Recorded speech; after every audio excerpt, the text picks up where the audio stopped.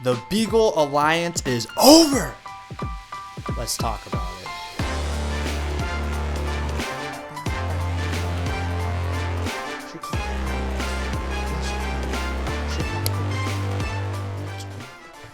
Welcome back to Timmy Talks. Today we'll be previewing the Week 13 Black Friday game of the Chicago Bears against the defending Super Bowl champions, the Philadelphia Eagles. Let's get right into the tail of the tape. Both teams come into this Friday matchup 8-3. The Bears have won 8 of their last 9 games, coming off another big win. Meanwhile, the Eagles are coming off a devastating loss to divisional rivals of the Dallas Cowboys. They went up 21-0 in the first half just to get shut out and give up 24 unanswered points in the second half. Honestly, as a Bears fan, I'd rather they won last week, so maybe they're a little less on the gas this week, but hey, it's just how the dice rolls. But now this game is a huge pivotal game for the NFC playoff picture. This game may be the deciding game of who ends up in the 1 seed and or the 2 or 3 seed if both teams hold on to their division. I don't know how we ended up here. Like the Bears 8-3 fighting for the number 1 seed in the NFC. We're playing meaningful games in November. Like what's happening? What timeline are we in? Like, what the fuck is going on? But I fucking love it. I fucking love it. It's so exciting. It's like, oh, you love these type of games, these heavyweight matchups where it's going to be a full 60 minutes. Every play matters. It's essentially a playoff game in the regular season, and I am ecstatic about it. Yeah, the Eagles are really fucking good, but hey, if the Bears somehow pull off a win, we're cooking. We're gonna be cooking. Both these teams throughout the season have had a similar story where they've found ways to win. The Bears haven't looked pretty a lot of the times, but found ways to win the games that they needed to win. And same with the Eagles. Their offense has been so inconsistent this year, but when it comes to the moments where they need to pull through, they pull through and pull out wins at the end of the day. And that's not even considering that how nasty their defense is, led by Vic Fangio.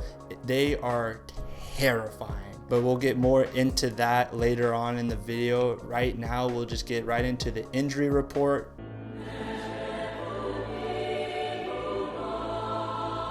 For the Bears, it looks like we are going to be out TJ Edwards and Noah Sewell and Tremaine Edmonds once again this week. Ruben Hippolyte also got hurt last week, so we're probably going to be running it back with DeMarco Jackson and Amen Ogbongbemega. I think that's how you say his name. Not 100% sure. Stevenson looks like he's going to be out again. Gordon, Jalen Johnson, potentially making a comeback this Friday. Would love to see it. Theo Benedict is looking like he is on track to come back and play. Not sure if he's going to start or if we're going to get Ozzie to start at left tackle. That is yet to be seen or decided. And for the Eagles side, it looks like Barkley is going to be questionable. I'd be very surprised if he doesn't play though. Gibson and Smith look like they're on track to missing the game, so that's good for the Bears. Lane Johnson is still looking like he'll be out, and they have a couple banged up guards, but I imagine that they will be okay to play on Friday. All right, let's get into the Bears defense versus the Eagles offense. So the Eagles come into this game ranked 17th in points per game, while the Bears defense is ranked 26th. This Eagles offense is scary with AJ Brown and Saquon Barkley and Jalen Hurts. Like, there's just so many weapons on this field that can do so much damage that even one miss assignment by a player, they can go off for 60 yards and score a touchdown. It is insane how much explosive potential this offense has, and it's terrifying because one little mistake can end up being 6. So the Bears have to be on their fucking P's and Q's, dialed into the details, ready to react to anything that the Eagles throw at them. And it's going to be a hard game. They're going to need to find a way to take advantage of the opportunities when they present themselves, like they've been doing all season, but especially this game. I don't know if the Eagles are going to be turning the ball over. I don't know if the Bears are going to put them in positions to get those opportunities, but if they come their way, they got to capitalize, because it is critical, especially against a team as good as the Eagles, that the defense somehow, some way, find a way to come up big for this team. The keys to victories for the Bears defense is to stop the run. You got to stop Saquon Barkley and this offensive line from getting going. And then obviously on the flip side for the Eagles, you got to get the run game going. They've been struggling throughout the games to get Saquon the numbers that he had last year. Obviously his season last year was just such a huge outlier, but you still expect him to have higher numbers that he had this year. Granted, some of his offensive line has been really banged up. Lane Johnson being out is having a bigger impact than most people would have thought, and the Eagles' run game has been suffering because of that. And because the run game has been suffering, their passing game has also taken a hit. Although their passing game, I mean, I don't know what it is with Hurts and AJ Brown. Their connection this year just hasn't been what it has in the past, especially in the Super Bowl against the Chiefs last year. But they're still throwing it downfield. Anytime Hurts sees a one-on-one matchup that he likes, he's chucking it. He's giving his receiver a chance to go up and grab it and come down with a huge catch. I feel like the offensive schemes and the plays that they've been running this year are very basic compared to the creative play design that Kellen Moore brought this offense last year. The plays that I've seen on film are just very basic: mesh, curls, high-low, just nothing like that just wows you or just makes you think that this play caller is something special. I don't think any Eagles fans have been calling their OC extraordinary, but they just have so many dogs and just so many players to make these basic, simple concepts work. And it's just, I mean, that's just the Eagles. They're filled with stars on the offense and defensive side of the ball that you can run simple, basic football plays and it's just gonna work.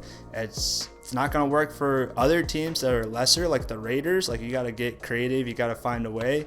But with the Eagles, they're so good at each position that they're able to run simpler concepts. Compared to like a Ben Johnson and Sean McVay offense, the concepts are easy to defend, but having the players to be able to defend the Eagles offense, that's the difficulty. That's the challenge that Dennis Allen has this week, and finding a way to shut down not only Saquon Barkley, but AJ Green, their tight end Goddard, and then somehow limiting Hurts, hurting you with the running game. You know, get it? Yeah, hurts.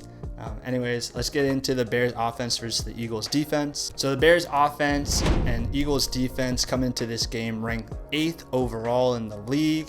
And oh boy, Vic Fangio, I miss you. I love you. I wish you came back to the Bears. 2018 was special because of you. And unfortunately, now we have to go against that signature cover 6 defense that he loves to run. I believe Ben Johnson is going to come up with plays and have answers for Vic Fangio. But I also fully believe Fangio is going to have a lot of blitzes or coverages or just disguises that are going to confuse Caleb and or the Bears offensive players into not knowing if it's zone or if it's man or where exactly is the empty space. This Eagles D-line is nasty.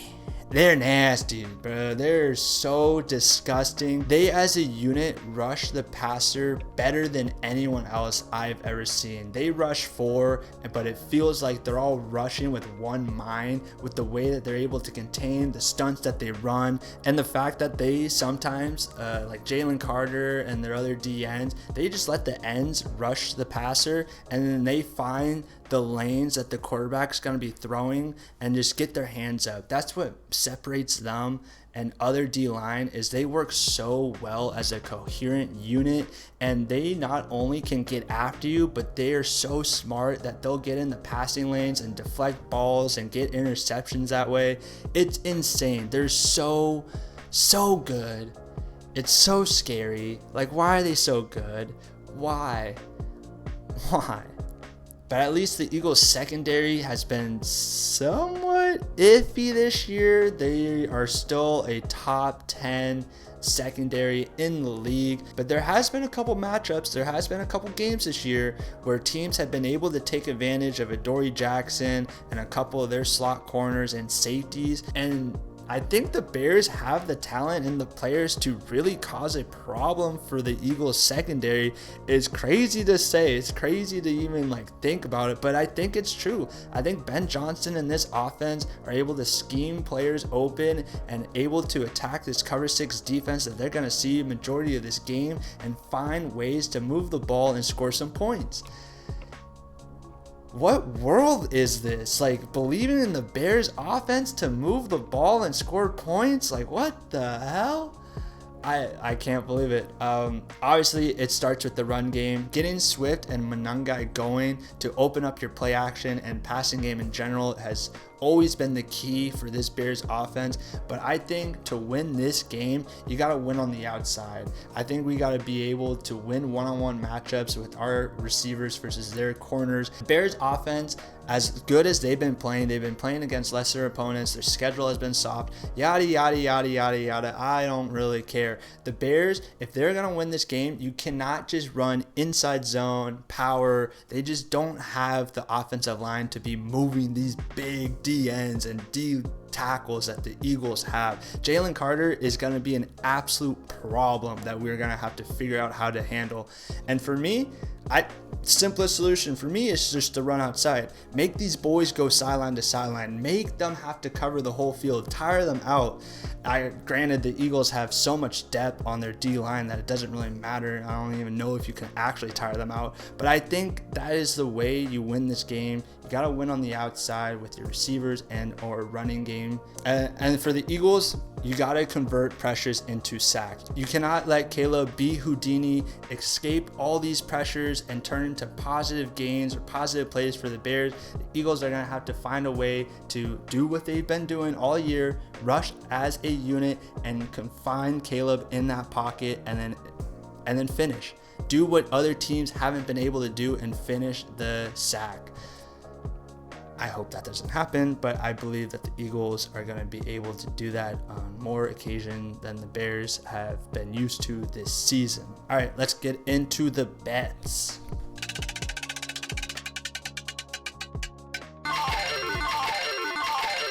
All right, so the Eagles are 7-point favorites and the over-under line is 44.5. I am smashing this under. I think it's going to be a pretty low scoring game. Both these teams are coming off some tough matchups on Sunday. It's a Friday night. It's a short week for them. I don't expect the offenses to be on their best. I think the defense are going to step up and take care of business. And the Eagles ain't covering this shit because I'm taking the Bears money line. Obviously, the Bears are going to win this game. They're going to find a way. I don't care that we got our 5th, 6th, 7th string linebackers trying to tackle Saquon Barkley. Fuck. That doesn't matter. We're going to find a way to pull off this win. Prop bets. I'm going to have Swift scoring the touchdown this week. Monangai has had the touchdown the last 2 weeks, so I believe Swift is going to be the one to find the end zone. I expect Colston Loveland to also find the end zone. And for the receivers, I'm going to go Ramondunze. I think that man, he's going to get a matchup with Adoree Jackson or one of the Eagles corners. He's going to go one-on-one, and Caleb is going to give him a beautiful ball for a beautiful touchdown. For the Eagles side, I would go Saquon anytime touchdown, Hurts anytime rushing touchdown, and A.J. Brown for under 50 yards. Let's get into the score prediction. All right, so you already know the drill. Eagles, they're going to come out and only score 20 points. The Cardiac Bears, once again, Caleb Williams, ice fucking man, leads a game-winning drive for not a field goal, for a motherfucking touchdown. Give me 24, 20, Bears dub, 9-3, second place in the NFC. You fucking hear me, son? We fucking going to the Super Bowl. We getting our get back from 2018. Double doink these nuts, boy. Bear down. We taking this shit over. Thank you all so much for watching. Please leave a like, comment, subscribe. And as always, bear down, Chicago Bears.